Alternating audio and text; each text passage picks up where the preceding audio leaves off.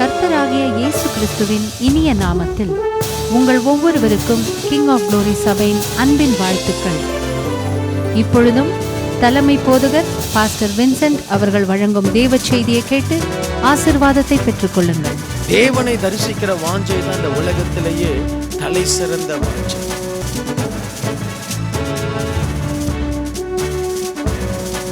ஆண்டவர் நம்மை ஆசீர்வதிக்கட்டும். அப்படியே கண்களை மூடி தேவனுடைய சமூகத்தை நோக்கி பார்ப்போம். நல்ல பிதாவே, நாங்கள் உம்மை நன்றியோடு ஸ்தோத்தரிக்கிற ராஜா. இந்த ஆசீர்வதிக்கப்பட்ட இந்த நாளுக்காய் நன்றி. தேவனுடைய ஆலயத்தில் வந்திருக்கிற ஒவ்வொருவரையும் இயேசுவின் நாமத்தில் ஆசீர்வதிக்கிறேன். ஒவ்வொருடைய வாழ்க்கையும் இன்றைக்கு ஆசீர்வாதமும் சுபிட்சமாய் மாறட்டும். ஆண்டவரே, இந்த நிகழ்ச்சிகளை நேரடியாய் பார்த்து கொண்டிருக்கிற ஆண்டவரே, டிவியில் மற்றும் ஆண்டவரே ஆன்லைனில் பார்த்து கொண்டிருக்கிற ஒவ்வொருவரையும் ஆசீர்வதியும். தேவ கிருபை இந்த பிள்ளைகள் மேல் இருக்கட்டும். இயேசுவின் நாமத்தில் பிதாவே, ஆமேன். மத்தேயு எழுதின சுவிசேஷம் 21வது அதிகாரம். இயேசு கிறிஸ்து பவனி வந்ததை குறித்த ஒரு சில வசனங்களை வாசித்து நாம் தியானிப்போம். ஒலிவ மலைக்கு அருகான பெத்பகேயுக்கு வந்த பொழுது இயேசுவானவர் சீஷரில் 2 பேரை நோக்கி, உங்களுக்கு எதிரே இருக்கிற கிராமத்துக்கு போங்கள். போனவுடனே அங்கே ஒரு கழுதையையும் அதனோட ஒரு குட்டியையும் கட்டி இருக்க காண்பீர்கள். அவைகளை அவிழ்த்து என்னிடத்தில் கொண்டு வாருங்கள். ஒருவன் உங்களுக்கு ஏதாகிலும் சொன்னால், இவைகள் ஆண்டவருக்கு வேண்டும் என்று சொல்லுங்கள், உடனே அவைகளை அனுப்பிவிடுவான் என்று சொல்லி அவர்களை அனுப்பினார். இதோ உன் ராஜா சாந்த குணம் உள்ளவராய் கழுதையின் மேலும் கழுதை குட்டியாகிய மரியின் மேலும் ஏறிக்கொண்டு உன்னிடத்தில் வருகிறார் என்று சீயோன் குமாரத்திக்கு சொல்லுங்கள் என்று தீர்க்கதரிசியினால் உரைக்கப்பட்டது நிறைவேறும்படி இதெல்லாம் நடந்தது. சீஷர்கள் போய் இயேசு தங்களுக்கு கட்டளையிட்டபடியே செய்து கழுதையும் குட்டியையும் கொண்டு வந்து அவைகள் மேல் தங்கள் வஸ்திரங்களை போட்டு அவரை ஏற்றினார்கள். திரளான ஜனங்கள் தங்கள் வஸ்திரங்களை வழியிலே விரித்தார்கள். வேறு சிலர் மரக்கிளைகளை தரித்து வழியிலே பரப்பினார்கள். முன்னடப்பாரும் பின்னடப்பாரும் ஆகிய திரளான ஜனங்கள் தாவீதின் குமாரனுக்கு ஓசன்னா, கர்த்தரின் நாமத்தினால் வருகிறவர் ஸ்தோத்தரிக்கப்பட்டவர், உன்னதத்திலே ஓசன்னா என்று சொல்லி ஆர்ப்பரித்தார்கள். அவர் எருசலேமுக்குள் பிரவேசிக்கையில் நகரத்தார் யாவரும் ஆச்சரியப்பட்டு இவர் யார் என்று விசாரித்தார்கள். அதற்கு ஜனங்கள், இவர் கலிலேயாவில் உள்ள நாசரேத்திலிருந்து வந்த தீர்க்கதரிசியாகிய இயேசு என்றார்கள். ஆண்டவருடைய நாமம் மகிமைப்படட்டும். இயேசு கிறிஸ்துவினுடைய இந்த எருசலேமுக்கு வந்த அந்த பவனி மிக முக்கியமான ஒன்றாய் வேதத்தில் அனுசரிக்கப்படுகிறது. ஸோ இதை நம்ம நிறைய பிரசங்கங்கள் கேட்டிருக்கிறோம் இயேசு கிறிஸ்துவினுடைய பவனியை குறித்து. இன்றைக்கு அதை வைத்து சில வசனங்களை நாம் தியானிக்க போகிறோம். நான் ஆக்சுவலாக இந்த பவனியை குறித்து அதிகமாக பேசலை. நிறைய முறை பேசிட்ட, வருஷம் பேசியிருக்கிறோம். Price the Lord, price the Lord, hallelujah. So ஆண்டவர் தன்னுடைய ஊழியத்தினுடைய ஒரு நிறைவு, நான் ஃபஸ்ட் சர்வீஸில் பேசும் பொழுது சொன்னேன், ஆண்டவராகிய இயேசு கிறிஸ்து ஒரு துணிவோடு கூட ஒரு தைரியத்தோடு கூட அந்த எருசலேமுக்குள் அவர் பிரவேசிக்கிறார்.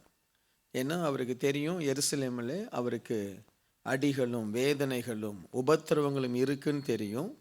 ஆனாலும் ஆண்டவர் அவைகளுக்கு மத்தியில் மிக தைரியத்தோடு கூட அவர் எருசலேமை நோக்கி போகிறார். ஏனென்றால் தேவன் தனக்கு தந்த அந்த பணியை நிறைவேற்ற வேண்டும் என்பதற்காக. Price the Lord. ஸோ அதே போல் நம்முடைய லைஃப்பில் துணிவு இருக்கணும்னு நான் விரும்புகிறேன். கொஞ்சம் அந்த இதை கெயினை கொஞ்சம் குறையுமா, கெயினை கொஞ்சம் குறை. பிரைஸ் தி லார்ட், ஹல்லேலூயா, ஸ்தோத்திரம், நன்றி. அதே மாதிரி மானிட்டரில் கொஞ்சம் குறை. பிரைஸ் தி லார்ட், ஹல்லேலூயா, ஸ்தோத்திரம், நன்றி. உங்களுக்கு கேட்குதா? சத்தம் ரொம்ப குறைஞ்சிருக்கா கேட்குதா? Okay, normal. Price the Lord. அதாவது கேட்குதுன்னா கேட்கும், தூக்கம் வராத அளவுக்கு கேட்கணும். Price the Lord. ஸோ அது அதனால தான் நாங்கள் ஏன் இவ்வளோ சவுண்டு வைக்கிறோன்னா, நீங்கள் ட்ரை பண்ணாலும் தூக்கம் வரக்கூடாது. ஆமேன். ஹலோ, பிரைஸ் தி லார்ட், இருக்கீங்களா? சரி, கர்த்தருக்கு ஸ்தோத்திரம். இல்லாட்டா தான் மைல்டாக வச்சு ரேடியோவில் கேட்குற மாதிரி மைல்டாக வச்சிடலாமே. அப்படி வச்சா எத்தனை பேர் உயிரோடு மதம். பிரைஸ் தி லார்ட், கர்த்தர் நல்லவர். ஸோ ஆண்டவருக்கு அவர் எருசலேமுக்கு போகும் பொழுது அவருக்கு ஒரு துணிவு, ஒரு தைரியம் இருந்தது. அதே மாதிரி எசேக்கியேல் புஸ்தகத்திலேருந்து ஒரு அழகான ஒரு வசனத்தை வாசித்து நான் பிரசங்கித்தேன். எசேக்கியேல் 3வது அதிகாரம் 9வது வசனத்தில், உன் நெற்றியை வச்சிரை கல்லை போலாக்கினேன், கண்மலையை பார்க்கிலும் கெட்டியாக்கினேன், அவர்கள் கலகமுள்ள வீட்டார் என்று நீ அவர்களுக்கு பயப்படாமலும் அவர்களுடைய முகங்களுக்கு கலங்காமலும் இரு. இயேசு கிறிஸ்து இந்த ஒரு இருதயத்தோடு, இந்த ஒரு தைரியத்தோடு தான் அவர் எருசலேமுக்குள்ளே போனார். அங்கே இருக்கிறவங்கெல்லாம் கலகமுள்ள ஆட்கள், அவரை கொல்லணும்னு நினைக்கிற ஆட்கள், அவருக்கு விரோதமாய் அவருக்கு விரோதமாய் இருக்கிற ஜனங்கள், அவர்களை நோக்கி ஆண்டவர் எப்படி போனாருன்னா, அவருடைய நெற்றியை எப்படி மாற்றினாராம்? வச்சிரக்கல். சொல்லுங்க, வச்சிரக்கல். அந்த கல் என்னன்னு தெரியுமா உங்களுக்கு? வச்சிரக்கல் பார்த்துருக்கீங்களா? அது ஒரு ஜுவல் அப்படிலாம் இல்லை, அது ஒரு ஸ்ட்ராங்கான ஒரு கல், ஆனால் அழகான ஒரு கல். பிரைஸ் எல்லாம் வச்சிரக்கல். ஸோ அந்த கல்லை போல ஆண்டவருடைய நெற்றி மாறினது. நீங்களும் உங்கள் வாழ்க்கையில் பெரிய காரியம் சாதிக்கணும்னா உங்கள் நெற்றி வச்சிரக்கல்ல மாதிரி இருக்கணும். பயப்படுற நெற்றியெல்லாம் இருந்தால் தலையிலே ஒரு முத்திரை போட்டு அமுச்சிடுவாங்க. என்ன, நாம் சாதிக்கணும் அப்படின்னாலே துணிவு, வைராக்கியம், தைரியம் இருக்கணும். பிரைஸ் எல்லாம். இயேசு கிறிஸ்து அப்படிப்பட்ட ஒரு இருதயத்தோடு தான் அவர் எருசலேமுக்குள்ளே நுழைந்தார். ஆமேன். இன்னைக்கு அடுத்த ஒரு காரியத்தில் இந்த செகண்ட் சர்வீஸில் நம்ம கவனிக்க போகிறோம். ஆண்டவரை கொண்டு அந்த கழுதையின் மேலே ஏற்றி அவரை கொண்டு போகிறாங்க. ஏன் அவர் வந்தார் அப்படின்னா, அவருடைய உள்ளத்தில் காணப்பட்ட வாஞ்சை. ஆமீன். அவருடைய உள்ளத்தில் காணப்பட்ட வாஞ்சை. இயேசு கிறிஸ்து ஏன் இந்த உலகத்துக்கு வந்தார்? நம்ம மேலே அவர் வச்ச ஒரு அன்பு, ஒரு வாஞ்சை, ஒரு அளவற்ற ஒரு அன்பு. அதற்காக தான் அவர் மனுக்குலத்தையே ஏற்றுக்கொண்டார். நான் வரேன் இந்த உலகத்தில், எனக்காக நீர் ஒரு சரீரத்தை ஆயத்தப்படுத்தினீர். எபிரேயர் புஸ்தகத்தில் என்ன, சுவாமி, நான் இந்த பூமிக்கு வருவதற்கு பிதாவானவர் அவருக்கு ஒரு சரீரத்தை ஆயத்தப்படுத்தினார். இந்த பூமியில் அவர் என்னெல்லாம் செய்யணும்னு சொல்லி பிதாவானவர் அவருக்கு எல்லாவற்றையும் எழுதி சொல்லி கொடுத்தார். அதுவும் மறுரூப மலையில் மோசேயும் எலியாவும் அவருக்கு என்னெல்லாம் உபத்திரப்படணும், அந்த பரலோக திட்டத்தை அவருக்கு விவரித்து காண்பித்தார்கள். Praise the Lord. ஸோ ஆண்டவர் ஏன் இப்படி உலகத்துக்கு வந்தார்? நம்ம மேலே உள்ள வாஞ்சை, நம்ம மேலே உள்ள ஒரு அன்பு, நம்ம மேலே உள்ள ஒரு என்ன சொல்கிறது, சொல்ல முடியாத ஒரு ஆசை. என்னை பார்க்கணுன்னு ஆண்டவருக்கு ஆசையாக இருந்திருக்கு. என்ன, உங்களை பார்க்கணுன்னு ஆண்டவருக்கு ஆசையாக இருந்திருக்கு. ஆமேன். உங்களுக்கு விளங்கலையா? Price the Lord. நம்ம மேலே அவர் ரொம்ப ஆசைப்பட்டிருக்கார். ஏன்னா ஒரு குழந்தை பிறந்த உடனே அந்த குழந்தைய பார்க்க அப்பா ஓடி வர்றாரு. குழந்தை பிறந்திருக்குன்னு பார்க்கணுன்னு ஆசை. தாத்தா பாட்டியெல்லாம் ஓடி வர்றாங்க. அந்த குழந்தைக்கு யாரையாவது பார்க்கணுன்னு ஆசை இருக்கா? அந்த குழந்தைக்கு யாரையா பார்க்கணுன்னு ஆசை இல்லை. அதுக்கு தேவை பால். இன்னும் வயிறு பசிக்கு பால், அவ்வளோதான். ஆனால் அந்த குழந்தைய பார்த்து அழுகுறாங்க. அது அழுகிறது வேற. என்னய்யா இவ்வளோ நாள் கம்ஃபர்டபுளாக ஒரு வயிற்றில் கம்ஃபர்டபுளாக இருந்தேன், ஒரு பிரச்சனை இல்லை, அந்த இடத்துல நான் தான் ராஜா. என்ன, நான் தான் ராஜா. அப்படி அது சந்தோஷமாக இருந்து இப்போ திடீர்னு வெளியில் வந்துட்டால் எல்லாம் ஒரே வெளிச்சமாக இருக்குது, ஒரே சத்தமாக இருக்குது, தூங்க முடியல, அது டிஸ்டர்ப் ஆகி அது அழுவுது. ஆனால் அந்த தாத்தா வராரு, அவர் அதை கையில் தூக்கிட்டு அப்படியே தேம்பி அழுகுறாரு. ஆண்டவரே, எனக்கு ஒரு பேரனை கொடுத்தீரே. அது சட்டை பண்ணல. சரியா? ஸோ அப்படி தான் நமக்கு ஆண்டவரை பற்றி ரொம்ப தெரியல. ஆண்டவர் நம்ம மேலே உள்ள வாஞ்சையினால் இந்த பூமிக்கு வந்தார். ஆமீன். அதுவும் சிலுவையில் சுமந்து தன் ஜீவனை கொடுத்தார். ஸோ ஆண்டவருக்குள்ளே இருக்கிற அதே வாஞ்சையை தான் நாமளும் ஆண்டவர் மேலே காட்டணும். Price the Lord. ஏனையா நீங்கள் இந்த எருசலேமில் இப்படி 33 வருஷம் ஏன் இவ்வளோ கஷ்டப்பட்டீங்க? உங்கள் மேலே என் மேலே ஆண்டவர் இருக்கிற அந்த ஒரு அளவற்ற ஒரு அன்பு, ஒரு வாஞ்சை. ஆமீன். அதை நம்புங்க. நான் என்னுடைய ஆவிக்குரிய வாழ்க்கையில் நிறைய காரியங்களை ரொம்ப சிந்திப்பேன். அதில் ஒன்று, என்னை ஆண்டவர் தேடி வந்தாரே. என்ன, நம்மளும் ஆண்டவர் தேடி வந்து நம்ம லைஃப்பை ஆண்டவர் மாற்றி நமக்கு ஆண்டவர் தீர்க்க தரிசனமாக பேசுவார் பாருங்க. என்ன, நமக்கு சொல்கிற காரியங்கள். நேற்று கூட நான் சொன்னேன் பாருங்கள், இந்த நேற்று ப்ரேயரில் நான் சொல்லிட்டு இருந்தேன்னு, ஒரு 30 வருஷத்துக்கு முன்னாடி நான் ஒரு சபையில் நான் அட்டென்ட் பண்ணிகிட்டு இருந்தேன். ஒரு சாதாரண ஒரு வாஞ்சையுள்ள ஒரு விசுவாசியாக அந்த சபையில் இருந்தேன். பாஸ்டருக்கு என்னால் முடிஞ்ச கொஞ்சம் உதவி செய்வேன்.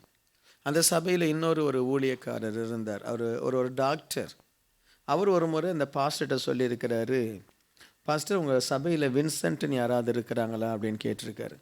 அப்போ அந்த பாஸ்டர் சொல்லியிருக்காரு, ஆமாம் வின்சென்ட்னு ஒரு தம்பி இருக்கிறாங்க.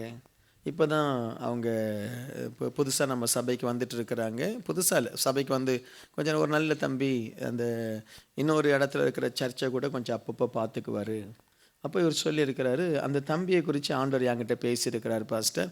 அந்த மகனை ஆண்டவர் எடுத்து அவருக்கு ஒரு பெரிய ஒரு ஊழியத்தை ஆண்டவர் தரப்போகிறாரு. அப்படி 30 வருஷத்துக்கு முன்னாடி. அப்போ எனக்கு ஊழியமும் தெரியாது, எண்ணமும் தெரியாது. அப்போ இந்த பாஸ்டர் என்னை கூப்பிட்டு சொன்னார், பிரதர் வின்சென்ட், இந்த மாதிரி நம்ம சர்ச்சில் ஒரு டாக்டர் இருக்கார், அவர் ஒரு தீர்க்கதரிசி. அவர் உங்களை பற்றி அவருக்கு தெரியாது, உங்களுக்கும் அவரை தெரியாது. அவர் சொல்கிறாரு, இந்த மாதிரி வின்சென்ட்ன்ற அந்த தம்பியை ஆண்டவர் வல்லமையாக எடுத்து பயன்படுத்துவார் என்ன. இப்போது அது நிறைவேற போது. இப்போ அந்த கோயம்புத்தூருக்கு போகிறேன். அந்த பாஸ்டருடைய பையன்கிட்ட நான் பேசினேன். கோயம்புத்தூரில் அந்த பாஸ்டர் பையன் வசந்த், அவரும் இப்போ பாஸ்டராக இருக்கார். அப்போ அவர்கிட்ட சொன்னேன், இது மாதிரி அப்பா எனக்கு சொன்னாங்க, நான் அப்போல்லாம் எனக்கு தெரியல, இப்போது அப்பா சொன்னது நடக்குது, இப்போ ஆண்டவர் ஊழியத்தில் நிறைய காரியங்களை செய்கிறாருன்னும் பொழுது அந்த தம்பி வசந்த் பாஸ்டர் சொல்கிறாரு, ஆமாம் பாஸ்டர், நாங்கள்லாம் ஒன்றா இருந்தோம்.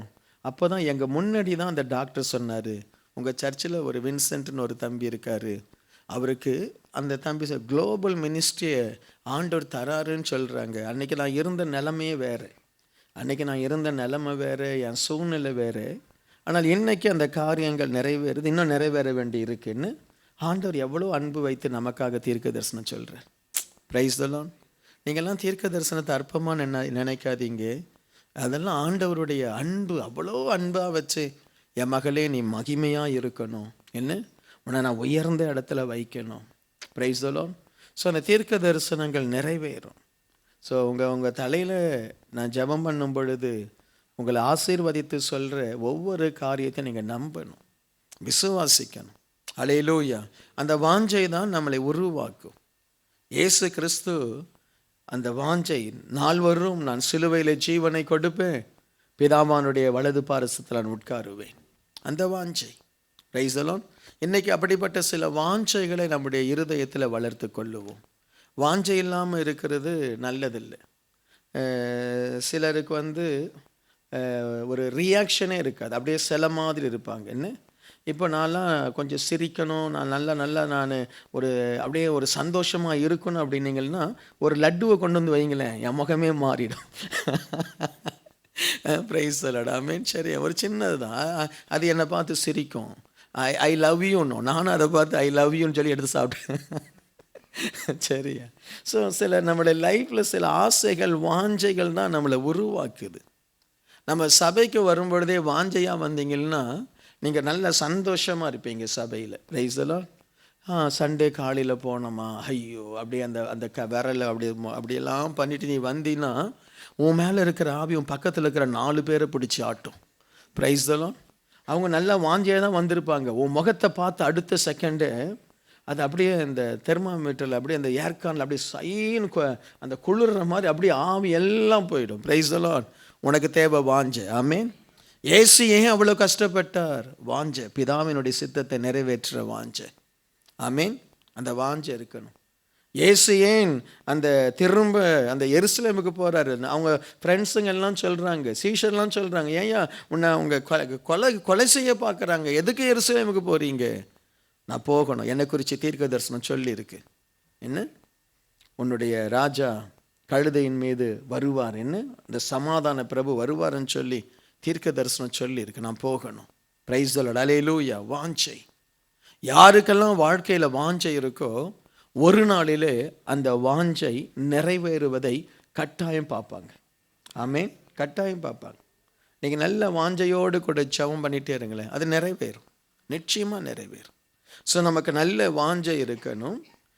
1 நாளாகமம் 29வது அதிகாரம் வசனம் 3, இன்னும் என் தேவனுடைய ஆலயத்தின் மேல் நான் வைத்திருக்கிற வாஞ்சையினால். சொல்லுங்க, வாஞ்சையினால். சத்தமா சொல்லுங்க, வாஞ்சையினால். பரிசுத்த ஆலயத்துக்காக நான் சவதரித்த அனைத்தையும் தவிர எனக்கு சொந்தமான பொன்னையும் வெள்ளியையும் என் தேவனுடைய ஆலயத்துக்கென்று கொடுக்கிறேன். ஸோ நம்முடைய வாஞ்சை எப்படி இருக்கணும்னா, கொடுப்பதும் நம்முடைய வாஞ்சையாக இருக்கணும். அதுவும் எதற்காக? தேவனுடைய ஆலயத்திற்காக கொடுக்க நம்ம வாஞ்சிக்கணும். Price the Lord. இயேசு கிறிஸ்து சபைக்காக தன்னை கொடுத்தார், நமக்காக தம்மை கொடுத்தார். ஸோ நாம் ஆண்டவருக்கு என்ன கொடுக்க போகிறோம் அப்படின்னா, இப்போ இயேசு கிறிஸ்துவ எங்கே போய் தேடுறீங்க? எங்கேயும் தேட முடியாது. அவர் நமக்குள்ளே இருக்கிறார், அவர் நம்முடைய ஆலயத்தில் இருக்கிறார். Price the Lord.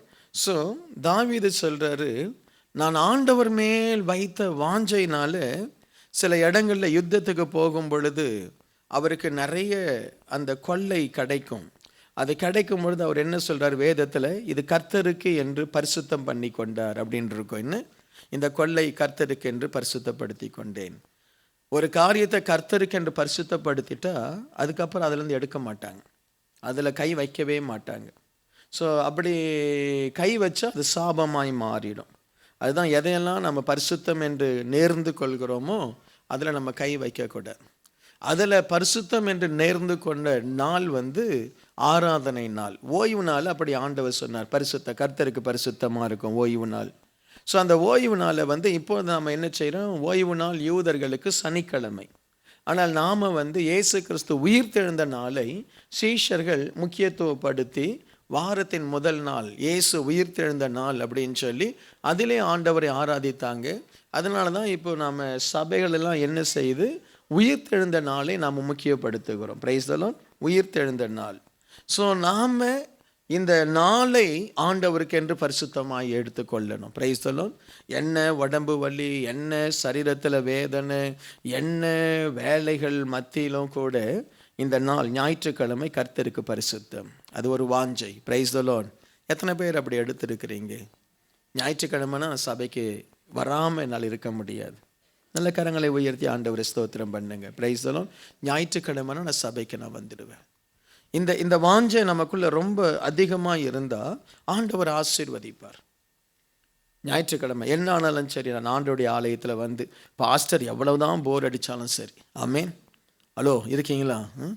ஆமேன்னு சொல்லாதீங்க இதுக்கு. சரியா? பாஸ்டர் எவ்வளோதான் சர்ச்சு எவ்வளோதான் டல்லாக போனாலும் ஞாயிற்றுக்கிழமை கர்த்தருக்கு பரிசுத்தமான ஒரு நாள். ஆமேன். அதே மாதிரி தாவீது தனக்கு தன்னுடைய வெள்ளி பொன்னில் ஆண்டவருடைய ஆலயத்துக்காக ஒரு பகுதியை கொடுத்துட்டே இருந்தான். Price the Lord. Amen. So அதே மாதிரி உங்களுக்கு தேவனுக்கு கொடுக்கிற ஒரு வாஞ்சை ஆண்டவர் மேல் நம்ம வைக்கிற அன்பை காண்பிக்கிறது. Price the Lord. தேவன் மேல் வைக்கிற ஒரு வாஞ்சை.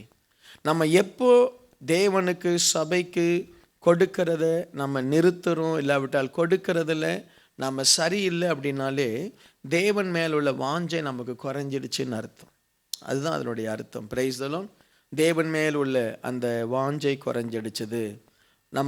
நமக்கு எனக்கு கொடுக்கல. இப்போ பாருங்கள், நீங்கள் ரெண்டு பேர் ஃப்ரெண்ட்ஸாக இருக்கீங்க. அந்த ஃப்ரெண்ட்ஸ் ஒருத்தருக்கு ஒருத்தர் ஒரே கிஃப்ட்டு பரிமாற்றம் தான். என்ன, அவள் குழந்தைக்கு நீங்கள் கிஃப்ட் வாங்கி தரீங்க, உங்கள் குழந்தைக்கு கிஃப்ட் வாங்கி தர்றாங்க, உங்கள் அம்மா இருந்தால் உங்கள் அம்மாவுக்கும் கிஃப்ட் வாங்கி தர்றாங்க. என்ன, எல்லாருக்கும் கிஃப்ட், ஈவன் மெய்டுக்கு கூட கிஃப்ட் வாங்கி தர்றாங்க. கொஞ்ச நாள் ஏதோ ஒரு பிரச்சனை வந்துடுது, அவங்க ஒருத்தரோட ஒருத்தர் பேசிக்கிறது இல்லை, ஒருத்தரோட ஒருத்தர் கிஃப்ட் பரிமாறிக்கொள்றதில்ல. என்ன காரணம்? அவங்களுடைய அன்பு குறைஞ்சி போச்சு. Price the Lord. அன்பு ஏதோ ஒரு காரணத்தினால. ஸோ எப்பொழுதுமே ஒரு தேவ பிள்ளையினுடைய வாஞ்சை, ஆண்டவர் மேலுள்ள அன்பு. ஒரு மனுஷன் ஒரு ஊழியக்காரர் சொன்னார், ஒரு மனுஷன் கடவுளை நேசிக்கிறான் அப்படின்னு சொல்கிறது அவன் கொடுக்கறதை வைத்து தான் அவன் நேசிக்கிறானா இல்லையா? ஐ மீன், நான் தெய்வத்தை நேசிக்கிறேன் அப்படின்னு சொல்கிறவன் அவன் எந்த அளவுக்கு தேவனுக்கு தன் நேரத்தை கொடுக்கிறான், ஜெபத்தில் எந்த அளவுக்கு ஆண்டவருடைய வேதத்தை வாசிக்கிறான், எந்த அளவு சபையில் அவன் காணப்படுகிறான், எந்த அளவு ஊழியத்தை அவன் தாங்குகிறான், அதுதான் அன்பு. Price the Lord. ஆண்டவர் அதுதான் எதிர்பார்க்கிறார். தாவீதுக்குள் அந்த வாஞ்சை இருந்தது, இயேசுவுக்குள் வாஞ்சை இருந்தது. ஆகவே உங்களையும் என்னையும் ஒரு ஆலயமாய் மாற்றுவதற்காக அவர் தன் சரீரத்தை சிலுவையில் அவர் அழிப்பதற்காக ஒப்பு கொடுத்தார். Price the Lord. Amen.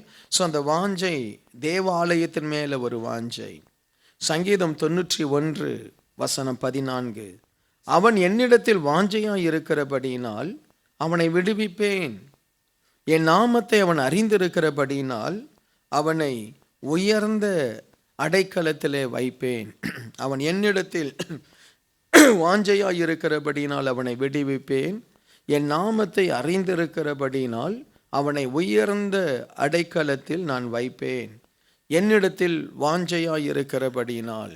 So ஆண்டவருடைய அற்புதமான விடுதலைகள்.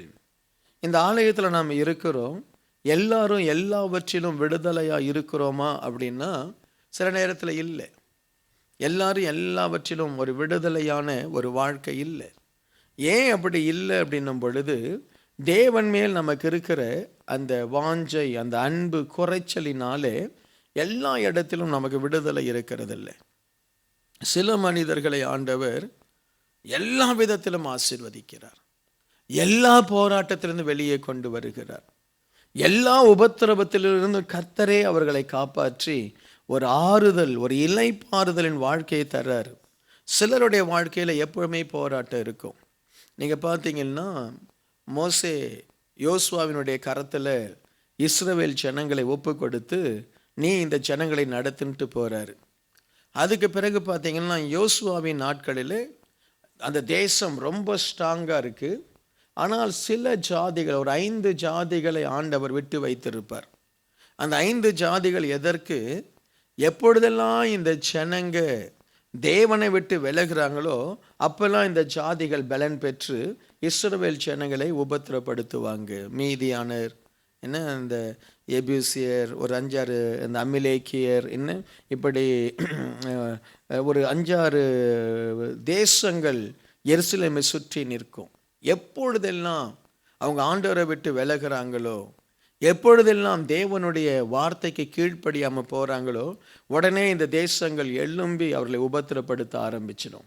ஸோ அதே மாதிரி தான் நம்ம எப்பொழுதெல்லாம் ஆண்டவரை விட்டு விலகுறோம், ஆண்டவர் மேலுள்ள நம்முடைய வாஞ்சை குறையுது அப்படின்னா, நமக்காகவே சில யுத்தங்கள் நம்முடைய வாழ்க்கையில் இருக்கும். ஒருவேளை அது ஃபைனான்ஸாக இருக்கும். சில ஆட்களுக்கு பாருங்கள், எப்போ பார்த்தாலும் ஃபைனான்ஸில் ப்ராப்ளம் வந்துகிட்டே இருக்கும். அது நீங்கள் சில நேரத்தில் புரிந்து கொள்ளணும். நீ கர்த்தர் மேலே உன்னுடைய வாஞ்சை ஏதோ சரியில்லை. ஏதோ நீ ஆண்டவரை, நீ நல்லா வரும் பொழுது ஆண்டவரை விட்டு விலகுற உடனே உன்னுடைய ஃபைனான்ஸ் எப்போவுமே அந்த யுத்தம், ஒரு ஃபைனான்ஸ் உனக்கு விரோதமாக யுத்தம் இருக்கும். சிலருக்கு சரீர சுகவீனம், வியாதி, நல்லா இருப்பாங்க, திடீர்னு அந்த வியாதியில் அந்த பலவீனப்பட்டுடுவாங்க. இப்படி ஏதாவது உங்களுக்கு என்ன நடக்குதுன்னு உங்களுக்கு தான் தெரியும். சிலருக்கு வேலை பிரச்சனை, என்ன எப்பவும் வேலை பிரச்சனை, நல்லா போயிட்டு இருக்கோம், அதுக்கப்புறம் திடீர்னு வேலையில் பிரச்சனை வரும். அப்படியே பாஸ்டர் என்னன்னு தெரியல, எனக்கு வேலை பிரச்சனை. ஸோ இந்த மாதிரி உங்களுக்கு பிரச்சனைகள் வருவதற்கு காரணம் உங்களுடைய வாஞ்சை, உங்களுடைய ஆவிக்குரிய தன்மை குறைஞ்சா.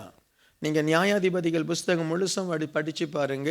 ஒரு இரட்சகன் எழும்பினான், தேசத்தில் 40 வருஷம் சமாதானம், தேசத்தில் 7 வருஷம் சமாதானம். அந்த இரட்சகனுக்கு பிறகு அந்த ஜனங்க ஆண்டவரை விட்டு பின்வாங்கி போகிறாங்க. உடனே மீதியானர் எழும்புறாங்க, அமிலேக்கியர் எழும்புறாங்க, அம்மோன் புத்திரர் எழும்புறாங்க, மோவாப்பியர் எழும்புறாங்க, பெலிஸ்தியர் எழும்புறாங்க. என்ன? ஸோ அப்போது ஒரு தேவ பிள்ளை லைஃப்பில் இப்போவும் அது நடக்கும். ஏன் பாஸ்டர் எனக்கு இப்படி உபத்திரம் வருது? எங்கேயோ ஏதோ something wrong. Price the Lord, hallelujah. So ஆகவே தான் நம்முடைய வாஞ்சை, ஆண்டவர் அவன் என்னிடத்தில் வாஞ்சையாக இருக்கிறபடினால் அவனை நான் விடுவிப்பேன். ஆமேன், விடுவிப்பேன். ஏனென்றால் நம்மளை பிசாசு மிக மிக அவன் நம்மளை பார்த்துட்டே இருக்கிறான். எப்படி நமக்கு உபத்திரவத்தை கொண்டு வருவது, எப்படி நமக்கு போராட்டத்தை கொண்டு வருவது. ஸோ அதனால தான் நாம் என்ன செய்யணும்? தேவனை நெருங்கணும். அதுதான் சபையினுடைய நோக்கமே. என்ன? இப்போ நீங்கள்லாம் என்னை எடுத்துக்கிட்டீங்கன்னா, எப்படி நியாயாதிபதிகள் புஸ்தக நாட்களில் ஒரு ஒரு ஒரு இரட்சகன் எழும்புகிறான், அதை மாதிரி தான் ஒவ்வொரு பாஸ்டர், ஒவ்வொரு ஊழியக்காரர்கள். Price the Lord. அவங்க எழும்புறாங்க. எழும்பி ஜனங்களுக்குள்ள ஒரு பெரிய மாற்றத்தை, ஜனங்களுக்குள்ள ஒரு பெரிய ஆசீர்வாதத்தை கொண்டு வரும்படி தேவன் அவர்களை எழுப்புகிறார். ஒரு டிஜிஎஸ் ஐயா எழும்பினார். எத்தனை ஜனங்க ஆசீர்வாதமாக மாறினாங்க. அவங்க ஒரு ரட்சகன், என்ன, அவங்க ஒரு நியாயாதிபதி. அவங்க நாட்களில் அவங்களுடைய வார்த்தையில் எத்தனையோ ஜனங்கள். ஸோ அந்த மாதிரி தான் ஒவ்வொரு சபையிலும் தேவன் ஒரு நியாயாதிபதியை எழுப்புறார், ஒரு ஊழியக்காரனை எழுப்புறார். அப்போ அங்கே ஜனங்க அங்கே வர்றாங்க, வந்து ஆறுதல் அடைகிறாங்க, சுகம் அடைகிறாங்க, சமாதானம் பெறுறாங்க. ஸோ இதனால தான் நம்ம என்ன செய்கிறோம், சபையில் ஜெபங்களை அதிகரிக்கிறோம். ஏனென்றால் நாம் ஜெபிக்கலை அப்படின்னா பிசாசு எழும்பிடுவோம். நம்முடைய ஸ்ட்ரென்த்தே ஜெபந்தான், நம்முடைய ஸ்ட்ரென்த்தே முழங்கால் தான். அவருடைய கரத்தில் ஆண்டவரே எங்களுக்கு பலன் தாரும் என்று நாம் அவருடைய பாதத்தில் விழ விழ கர்த்தர் நமக்காக யுத்தம் பண்ண ஆரம்பித்து விடுவார். ஸோ நம்ம வாஞ்சை குறையும் பொழுது நாம் நம்மளை அறியாமலே ஏதோ ஒரு பிரச்சனையில் போய் சிக்கிட்டு இருப்போம். Price the Lord. நம்மளை அறியாமலே ஒரு பிரச்சனையில் போய் விழுந்துடுவோம். நம்ம ஒரு ஜெபத்திலையோ ஆண்டவருடைய ஆலோசனையிலையோ இல்லாமல், நம்ம தேவ சமூகத்தில் இல்லாமல் நம்ம எடுக்கிற முடிவுகள் ஏதாவது ஒரு பிரச்சனையில் போய் விழுந்துடும். பொதுவாய் கிறிஸ்தவ பிள்ளைகள் பிரச்சனையில் இருப்பதற்கு காரணம் இது. Price the Lord. ஸோ ஆகவே தேவனை தேடுங்க. ஆண்டவர் எப்படியாவது விடுவிச்சிடுவார். ஆமேன், அல்லேலூயா. ஆண்டவர் எப்படியாவது விடுவிச்சிடுவார். அடுத்த ஒரு வாஞ்சை என்ன, யோபு 19வது அதிகாரம் 27வது வசனம். அவரை நான் பார்ப்பேன், அந்நிய கண்கள் அல்ல, என் கண்களே அவரை காணும். இந்த வாஞ்சையால் என் உள்ளந்திரியங்கள் எனக்குள் சோர்ந்து போகிறது. சில வாஞ்சைகள் நம்மளை சோர்ந்து போக பண்ணும். யோபுனுடைய வாஞ்சை அவரை சோர்ந்து போக பண்ணது. என்ன நினைக்கிறார் அவர்? நான் தெய்வத்தை நான் பார்ப்பேன், அதுதான் அவருடைய ஆசை. நான் கடவுளை நான் பார்ப்பேன், நான் ஆண்டவருக்கு முன்பாக உண்மையாய் நான் வாழ்ந்துட்டு வரேன். கடவுள் என்னை ஆசீர்வச்சிருக்கிறார், என்னுடைய குடும்பம் ஆசீர்வதிக்கப்பட்டிருக்கு, என்னுடைய ஆடு மாடுகள், என்னுடைய எல்லா தொழிலும் ஆசீர்வாதமாக இருக்குது. நானும் உத்தமமாக ஆண்டவரை பின்பற்றுறேன், ஆண்டவர் மேலே ரொம்ப அன்பாக இருக்கிறேன், நான் அனுதினமும் தேவனை தொழுது கொள்கிறேன், நல்ல பலிகளை ஆண்டவருக்கு செலுத்துகிறேன். நான் ஆண்டவரை நான் காண்பேன், அந்நிய கண்ணால் அல்ல, என் சொந்த கண்ணாலே ஆண்டவரை நான் பார்ப்பேன். இதுதான் யோபனுடைய வாழ்க்கை. இதுதான் யாருடைய வாழ்க்கை? யோபனுடைய வாழ்க்கை. இந்த வசனம் யோபுக்குள்ளா இருந்த வாஞ்சை. அது ஏதோ ஒரு உபத்திரவத்தில் சொல்கிற வார்த்தை அல்ல. அவருடைய நோக்கமே அவருக்கு தெரிஞ்சிருக்கு. மோசையை பற்றி தெரிஞ்சிருக்கு. இல்லை, மோசே இல்லை, ஆபிரகாமுக்குள்ள முன்னாடி வந்த மனுஷன் ஏனோக்கை குறித்து தெரிஞ்சிருக்கு, தெய்வத்தை குறித்து தெரிஞ்சிருக்கு, நிறைய விஷயங்கள் தெரிஞ்சிருக்கு அவருக்கு. அப்போ ஆண்டவரை ஏதோ ஒரு விதத்தில் ஆண்டவரை அவர் அறிந்த ஒரு மனுஷன். தெய்வத்தோடு அவருக்கு ஒரு தொடர்பு இருக்கு. ஆதாம் அந்த தோட்டத்திலிருந்து வெளியே தள்ளப்பட்டான், ஆனால் நான் என் ஆண்டவரை நான் பார்க்கணும். அந்த வாஞ்சையில் வாழ்ந்து கொண்டிருக்கிற மனுஷனுக்கு திடீரென்று போராட்டம் வருது. திடீரென்று அவருடைய வாழ்க்கையை ஆண்டவர் பிசாசின் கரத்தில் ஒப்பு கொடுக்கிறார். நல்லா இருந்த ஒரு அழகான ஒரு கனி உள்ள ஒரு மரமாக இருந்த யோபு, அந்த கனிகளெல்லாம் கீழே விழுது, பூக்களெல்லாம் காய்ந்து போகுது, இலையெல்லாம் கொட்டி போகுது, அப்படியே ஒரு பட்டு போன மரமாய் நிற்கிறார். இப்போ அந்த வாஞ்சை, நான் தெய்வத்தை பார்ப்பேன் வாஞ்சை இருக்குது. ஆனால் இப்போ வெளியில் சொன்ன அவமானமாக இருக்குது. முன்னாடி அவர் சொன்னார், நான் கடவுளை பார்ப்பேன். எல்லாரும் சொன்னாங்க, எஸ் யோபு, கடவுள் உங்கள் கூட இருக்கிறார். ஆனால் இன்னைக்கு யோபுனுடைய நிலைமை அப்படி அல்ல. இன்னைக்கு யோபுவை பாவியாக பார்க்குறாங்க, யோபுவை துன்மார்க்கனாய் பார்க்குறாங்க. அப்போ யோபு எத்தனை பிரச்சனைகளுக்கு மத்தியில் அவர் சொல்கிற அவருடைய வாஞ்சை, தேவனை நான் பார்ப்பேன் என்கிற வாஞ்சை மட்டும் சாகலை. மற்றதெல்லாம் செத்து போச்சு, சரீரம் செத்து போச்சு, குடும்பம் அழிஞ்சு போச்சு, எல்லாம் ஒன்றும் இல்லாமல் ஆயிட்டுது. ஆனால் அவருடைய உள்ளத்தில் இருக்கிற வாஞ்சையினால் அப்படியே சோர்ந்து போய் நிற்கிறார். ஐயோ, நான் கடவுளை பார்க்கணும். இதெல்லாம் நடந்தால் பரவாயில்ல, என்னுடைய பிரச்சனை, வாழ்க்கையில் எவ்வளவு பிரச்சனை வந்தாலும் பரவாயில்ல, நான் அவரை பார்த்து என்னுடைய காரியங்களை அவருக்கு நான் ரூபகாரப்படுத்தணும், நான் ஆண்டவரோடு நான் பேசணும், என்னுடைய வாழ்க்கையை ஆண்டவருக்கு நான் எடுத்து சொல்லணும், என்னுடைய வாழ்க்கையில் ஒரு மாற்றம் வரணும், நான் தெய்வத்தை பார்க்கணும். சில நேரத்தில் தெய்வத்தை பார்க்க நம்ம வாஞ்சிக்கும் பொழுது நம்மை சுற்றி இருக்கிற நிலைமை சரியில்லாமல் இருக்கலாம். Price the Lord. ஆனால் யோபு பாருங்க, தேவனை பார்க்கும்படி வாஞ்சித்தார். ஒரு நாளிலே ஆண்டவர் அந்த யோபுவை தரிசிக்க பண்ணினார். ஆமென். ஆண்டவரை யோபு சந்திக்கிறார், பேசுகிறார், ஆண்டவரோடு கூட உறவாடுறார். அவருடைய வாழ்க்கை எல்லாம் திரும்ப வருது. உங்கள் லைஃப்பில் இருக்க வேண்டிய மிக முக்கியமான ஒன்று தேவனை தரிசிக்கணும். இந்த உலகத்தில் நமக்கு எவ்வளோ ஆசீர்வாதம் வந்தாலும் சரி, ஒரு நாளிலே ஆண்டவரை நம்ம சந்திக்கும் பொழுது ஆண்டவர் நம்மளை பார்த்து நீ எவ்விடத்தானோன்னு சொல்லிடக்கூடாது. ஆண்டவர் நம்மளை பார்த்து உன்னை எனக்கு பார்க்க பிடிக்கலை, எனக்கு விருப்பம் இல்லை, என்னுடைய கிருபையின் நாட்களை நீ அவமானப்படுத்திட்ட, என்னுடைய கிருபையின் நாட்களை நீ உதாசீனப்படுத்திட்ட, நான் உனக்கு எவ்வளவோ கிருபை கொடுத்தேன், எவ்வளவோ முறை உன்னை தேடி வந்தேன், உன் வாசற்படியில் நின்று கதவை தட்டின, நீ கதவை திறக்கலைன்னு சொல்லி ஆண்டவரை தரிசிக்க நாம் வாஞ்சையில்லாத ஒரு வாழ்க்கையை மட்டும் வாழ்ந்துடக்கூடாது. Price the Lord. அல்லேலூயா. எப்பவுமே தெய்வத்தை பார்க்கணும், எப்பவுமே ஆண்டவருக்கு பிரியமாக இருக்கணும், எப்பவுமே ஆண்டவர் மேலே ஒரு அன்பு, ஒரு தாகம் நமக்குள்ளே இருந்தால் அந்த வாஞ்சையை ஆண்டவர் அதிகமாய் கனப்படுத்துகிறார். Price the Lord. அந்த வாஞ்சை ஆண்டவர் எப்படி டெஸ்ட் பண்ணுறாரு, உன்னை சுற்றி இருக்கிற ஆசீர்வாதங்கள்லாம் எடுத்துட்டு நீ இன்னும் வாஞ்சையாக இருக்கியான்னு பார்க்குறார். Praise the Lord. ஆமென்.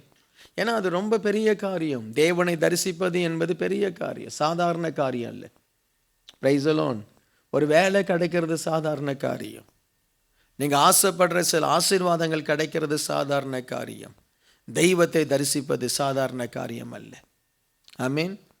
அல்லேலூயா. அது சாதாரண காரியம் இல்லை.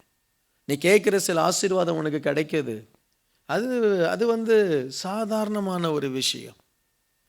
ஜெபிக்கிறவனுக்கும் கிடைக்கிது, ஜெபிக்காதவனுக்கும் கிடைக்கிது சில ஆசீர்வாதங்கள். நீங்கள் சொல்லுவீங்க, ஐயா இந்த குழந்தையை நான் கண்ணீரோடு பெற்றெடுத்தேன். அது சும்மா பெற்றெடுத்துச்சா? அது அவங்களுக்கும் சாதாரணமாக அந்த குழந்தையை பெற்றெடுக்கிறாங்க. Price the Lord. நீங்கள் ஒரு திருமணத்துக்காக 40 நாள் ஃபாஸ்டிங்கிறது ஒரு திருமணத்தை கல்யாணம் பண்ணி வந்திருப்பீங்க. அதுக்கப்புறம் பார்த்தீங்களா தான் தெரியும் அது குரங்குன்னு. சரி, அவன் இன்னொருத்தன் சாதாரணமாக கல்யாணம் பண்ணிட்டு வர்றான். ஒரு ஜெபத்தினால நடக்கிற ஒரு அற்புதம் ரொம்ப பெரிய ஆசீர்வாதம் இல்லை. நீ ஜெபத்தில் தேவனை தரிசிக்கிற பாருங்க, அதுதான் பெரிய ஆசீர்வாதம். ஆமீன். அதுதான் பெரிய ஆசீர்வாதம். நிறைய பேர் நம்ம என்ன செய்கிறோம், தேவனை தரிசிக்கிறத வாஞ்சிக்கிறது இல்லை. ஆண்டவர் எனக்கு என்ன தருவார், இந்த ஜெபம் பண்ணால் இந்த வேலையில் ப்ரமோஷன் கிடைக்குமா, நல்லது, அதுக்காக ஜெபம் பண்ணுங்க. அதுக்காக தான் நம்ம 40 நாள் ஜெபம் பண்ணுறோம். அதெல்லாம் நான் அற்பமாய் நான் சொல்லலை. நான் எதற்கு இப்படி நான் வித்தியாசப்படுத்தி காட்டுறேன், தேவனை தரிசிக்கிற வாஞ்சை தான் இந்த உலகத்திலேயே தலை சிறந்த வாஞ்சை. ஆமீன் சொல்லுங்களேன். அல்லேலூயா. ஏனென்றால் நம்ம தேவனை தரிசிக்கலை அப்படின்னா அவர்கிட்ட போய் சேர முடியாது, அவர்கிட்ட போய் சேர முடியாது. ஆமீன். ஆண்டவருடைய சமூகத்தில் அதற்காக ஆண்டவர் நேரடியாய் வந்து நிற்பது ஒரு சிலருக்கு கிடைத்த பாக்கியம். ஆமீன். ஆனால் உன் இருதயத்தில் அவரை உன் இருதயத்தில் அவருக்கு முதலிடம் கொடு, உன் இருதயத்தில் அவருடைய முகத்தை பாரு. ஆமீன். அதுதான் தரிசனம். காலையில் எழுந்து இயேசுவே உம்மை நான் பார்க்க விரும்புகிறேன், உங்களுடைய முகத்தை காண்பீங்க ஆண்டவரேன்னு சொல்லி ஸ்தோத்திரம் பண்றி, அதுதான் தரிசனம். ஆமீன். ஒரு நேரம் வரும் நிச்சயமாகவே யோபுவை போல கர்த்தர் தம்முடைய முகத்தை உனக்கு பிரசன்னமாக்குவார். சங்கீதம் 119 வசனம் 20. உமது நியாயங்கள் மேல் என் ஆத்துமா எக்காலமும் வைத்திருக்கிற வாஞ்சையினால் தோய்ந்து போகிறது. உமது நியாயங்கள் மேல் என் ஆத்துமா எக்காலமும் வைத்திருக்கிற வாஞ்சையினால் தோய்ந்து போகிறது. இந்த தேவ மனுஷன் எழுத ரொம்ப ஆச்சரியமாக இருக்குது. தேவனுடைய நியாயங்கள், பிரைஸ் தி லார்ட், வசனத்தின்படி இருக்கக்கூடிய நியாயங்கள். நிறைய நேரத்தில் நமக்கு நிறைய காரியம் நியாயமாய்ப்படும், ஆனால் தேவன் எது நியாயன்றாரோ அதுதான் நியாயம். Price the Lord.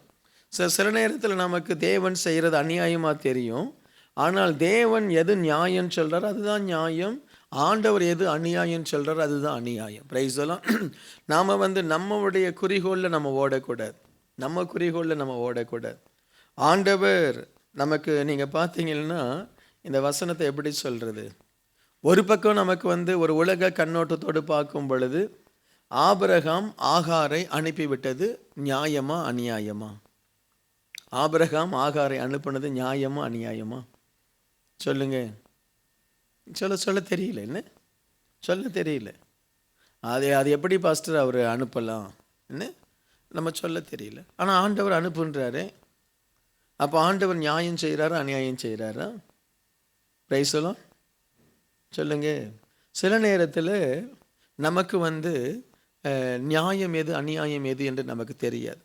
ஜஸ்ட் ஆண்டவர் என்னத்தை செய்ய சொல்கிறோம் அதை செய்யணும். பிரைஸ் எல்லாம் அப்படி தான். எனக்கே ரொம்ப ஆச்சரியமாக இருக்குது சில வார்த்தைகள், சில காரியங்கள். பேதுரு அனனியா சப்பிரால அவன் வீடு அவன் வித்தான்.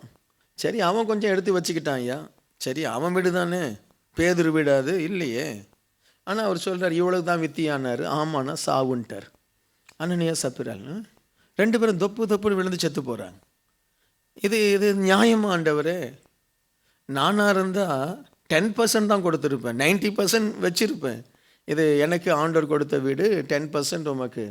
அவன் ஏதோ ஒரு பங்கை தான் வஞ்சித்தான், பல பங்கை ஆண்டவருக்கு கொடுத்தான். ஆனால் ஆண்டவர் நீ சாகுன்ட்டாரே. ஹலோ, பிரைஸ் எல்லாம் நமக்கு தெரியல அது நியாயமா அநியாயமான்னு தெரியல. ஆண்டவருக்காக அவ்வளோ ஊழியம் செய்த மனுஷன் அந்த மோசே திடீர்னு ஒரு இடத்துல குச்சியால் அடிச்சிட்டார். அதுக்கு நீ கானானுக்கு போகக்கூடாதுன்ட்டாரு. ஹலோ, நாம் அவரை என்ன அடி அடிச்சிருக்கிறோம்? அவரை சிலுவையில் போட்டு அந்த அடி அடிச்சிருக்கிறோம், என்னென்னமோ பண்ணியிருக்கிறோம். நமக்கு கிருபை தராரு, மகனே நான் உன்னை மன்னிக்கிறேன்றாரு. ஆனால் மோசேய நீ போகக்கூடாதுன்ட்டார். பிரைஸ் எல்லாம். எனக்கு இன்னொன்று பைபிளில் எனக்கு கொஞ்சம் வித்தியாசமான இது என்னென்னா, கல்லாலே அடித்து கொள்வது. பைபிளில் அப்படி இருக்குது. ஒருத்தனை என்ன செய்வாங்களாம், கல்லாலே அடிப்பாங்களாம். அவன் எவ்வளோ கஷ்டப்பட்டு எப்படி கதறி எப்படி துடிச்சு அவன் சாவான். என்ன சரியா? அது நியாயமா அநியாயமா நமக்கு தெரியல. அவருக்கு நியாயமாகப்படுது. பிரைஸ் எல்லாம். ஸோ எப்பவுமே நாம் தேவனுடைய நியாயத்தை தேடணும். பிரைஸ் எல்லாம். அல்லேலூயா. தேவன் என்ன சொல்கிறாரு, ஆண்டவர் என்ன செய்ய சொல்கிறார். சில நேரத்தில் ஆண்டவர் சில ஊழியக்காரங்க வருவாங்க, அவங்களுக்கு ஒன்றும் தராதுன்னுவார். அவங்களுக்கு தராது, அவங்க ஆண்டவரே அவங்க நிறைய ஊழியம் செய்கிறாங்க அப்படி பண்ண தராதுன்னுவார்.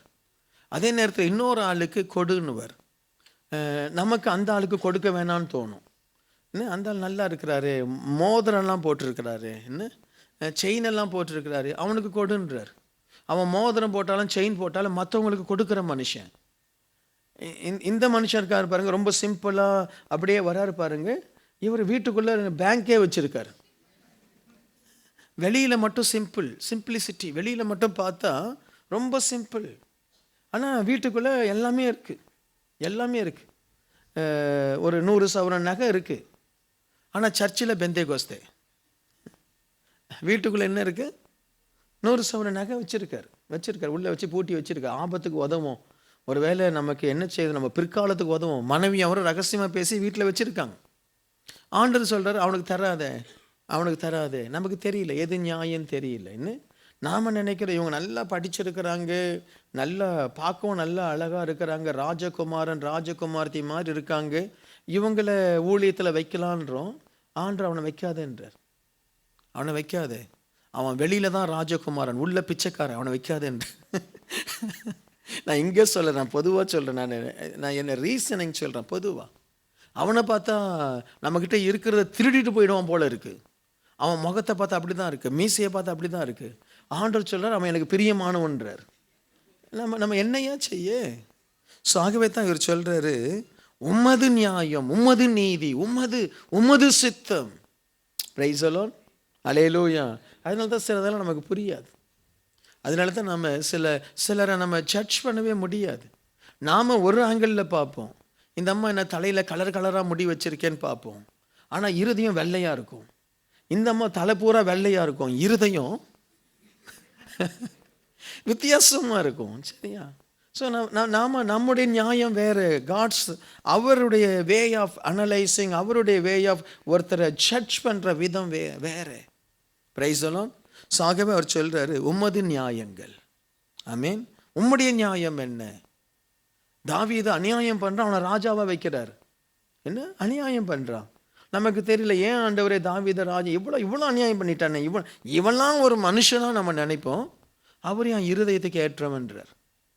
ஹலோ, யோசித்து பாருங்க. என்ன அவன் என் இருதயத்துக்கு ஏற்ற. ஆண்டவருடைய அவருடைய நியாயம் தான் சிறந்தது. Price the Lord. அவருடைய காரியம் தான் சிறந்தது. ஸோ ஆகவே நம்ம அவருடைய நியாயத்தை பின்பற்றுவோம். Price the Lord. நான் சில நேரத்தில் இந்த தனியாக ஆட்கள் மேலே கை வைப்பேன் பாருங்க. நான் அவங்கள ரொம்ப உயர்ந்து தான், எல்லாரையும் உயர்ந்து தான் நினைப்பேன். சிலர் மேலே கையை வச்சு நான் ஜெபம் பண்ணும்பொழுது ஆண்டவர் சில காரியங்களை வெளிப்படுத்தும் போது தான், இவங்களாம் ஆண்டவரே அவங்க நமக்கு தெரியாது. நம்ம சில ஆட்கள் நினைப்பேன், அவங்கள பார்க்கும் பொழுது மனுஷன் தானே. சாமுவேல் தீர்க்கதரிசி அப்படி இருந்திருக்கிறாரு. சாமுவேல் தீர்க்கதரிசியே தாவீதுக்கு முன்னாடி அவனுடைய மூத்த சகோதரனை பார்த்து, ரொம்ப ஸ்டைலாக இருக்கான், ரொம்ப ஹைட்டாக இருக்கான், இவன் தான் தேவ மனுஷன், இவன் தான் ராஜா போல. உடனே ஆண்டு சொல்லார், நீ முகத்தை பார்க்குற, இருதயம் நல்லா இல்லை என்ன. ஸோ சில நேரத்தில் அதனால தான் சில நேரத்தில் ரொம்ப ஒருத்தர் மேலே நான் ஆவியில் நிறைஞ்சி அவங்க மேலே அப்படி ஆவியானவருடைய வல்லமையோடு ஜெபம் பண்ணும் பொழுது சில நேரத்தில் எனக்கு அவங்கள குறித்த சில வெளிப்பாடுகள் வரும் பொழுது மனசு கஷ்டமாயிடும். நம்ம என்னமோ நினச்சோம்.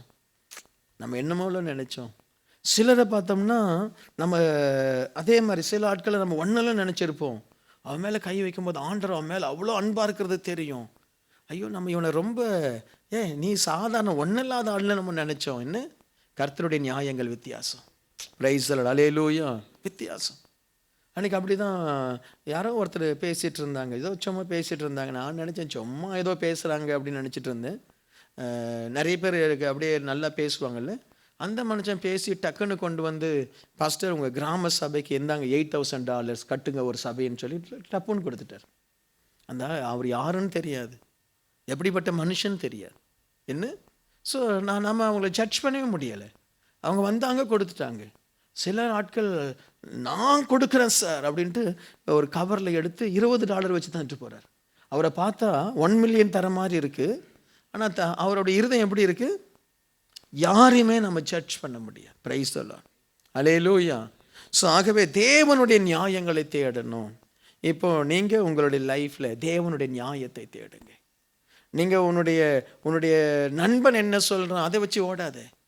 Price the Lord. அதை வச்சு ஓடாது. யாருமே ஜட்ஜ் பண்ணல. ஏசாமி உட்காந்துருக்காரு, மரியாள் சொல்கிறாரு, இவங்களுக்கு நீங்கள் திராட்சை ரசத்தை கொடுங்க. அவர் வேலைக்காரனை கூப்பிட்டு கற்சாடியை நிரப்புன்றான். அவன் யோசிக்கிறான், இப்போ தான் எல்லாரும் காலை கழுவிட்டு உள்ளே போயிட்டாங்களே, திரும்பி போகும்போது யாரும் காலை கழுவ மாட்டாங்களே என்ன. ஆனால் ஆண்டவர் சொல்கிறார், அதுக்கப்புறம் அந்த கற்சாடியை எடுத்து கொண்டு போய் அந்த தண்ணியை எடுத்து கொண்டு போய் கொடு, அது திராட்சை ரசமாய் மாறும். வேலைக்காரங்களுக்கு புரியல. ஆனால் ஆண்டவர் அப்படி தான் பயன்படுத்துகிறார், அற்பமானதை பயன்படுத்துகிறார். அவருடைய நியாயம் விசேஷமானது. அல்லேலூயா. ஸோ தேவனுடைய நியாயத்தை வாஞ்சிங்க. தேவன் என்ன சொல்கிறார், தண்ணியே கசப்பாக கிடக்கு, ஆண்டவர் சொல்கிறார் அந்த மரத்தை வெட்டி போட்டினா தண்ணி சரியாயிடும். என்ன, எதுக்கு அந்த மரத்தை வெட்டி போடணும்? அந்த கசப்புள்ள அந்த தண்ணி இருக்கிற இடத்துலையே ஒரு மரத்தை அவர் வளர்த்து வச்சிருக்கிறார். என்ன, அதை போட்டால் அந்த தண்ணி நல்லாயிடுமா? ஏன் ஆண்டவர் அப்படி அந்த மரத்தை போட்டு அதில் போடணும்? சும்மா ஜெபம் பண்ணால் நல்லா ஆகக்கூடாதா? இல்லை, அந்த மரத்தை வெட்டி போட்டால் தான் நல்லாகும். ஏன்? இயேசு அதற்கு அடையாளம், சிலுவை மரம் அதற்கு அடையாளம். கசந்து போன இந்த உலகத்துக்கு சிலுவை வந்தால் தான் இனிப்பு. ஆமீன். அந்த சிலுவை தான் மாறாவின் கசப்பு மதுரமாய் மாறும். எல்லாத்துக்கும் ஆண்டவர் நியாயத்தை வச்சிருக்கிறார். Price the Lord. ஸோ ஆகவே தேவ பிள்ளைகள் தேவனுடைய நியாயத்தை வாஞ்சிக்கணும். ஆண்டவர் என்னை என்ன செய்ய சொல்கிறார், நான் எந்த பாதையில் போகணும், நான் என்ன செய்யணும்? Price the Lord. ஸோ ஆண்டவருடைய நியாயங்கள் நம்முடைய லைஃப்பில் ரொம்ப முக்கியம். சங்கீதம் 119 வசனம் 40. இதோ உம்முடைய கட்டளையின் மேல் வாஞ்சையாக இருக்கிறேன், உமது நீதியால் என்னை உயர்ப்பியும். தேவனுடைய கட்டளைகள், ஆண்டவருடைய வசனம்.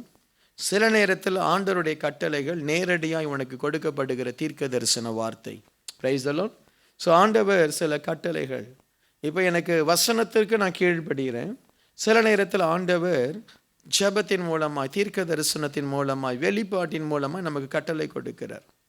யோனாவுக்கு ஆண்டவர் கட்டளை கொடுத்தார், நினைவைக்கு போ. ஆனால் அவனுக்கு போக விருப்பம் இல்லை. அதை போல் நம்முடைய லைஃப்லையும் ஆண்டவர் சில கட்டளைகளை கொடுப்பார். நீ இதை செய்யணும், இங்கே நீ போகணும், இதை நீ பின்பற்றணும். ஆண்டவர் கொடுக்கிற கட்டளைகள் பொதுவாகவே கஷ்டமாக தான் இருக்கும். Price the Lord. ஆரம்பத்தில் தேவன் கொடுக்கிற எந்த ஒரு கட்டளையும் கஷ்டமாக தான் இருக்கும். அந்த கட்டளை ஈஸியாகவே இருக்காது. ஸோ தேவ பிள்ளைகள் நினைக்கிறாங்க, நமக்கு வந்து ஆண்டவர் எப்போவுமே ஆசீர்வாதமானதையே நமக்கு தரணும். ஆண்டவர் வந்து ஆசீர்வாதமானதான் தான் தருவார். ஆனால் அந்த ப்ராசஸ் வந்து எப்பவுமே கடினம்.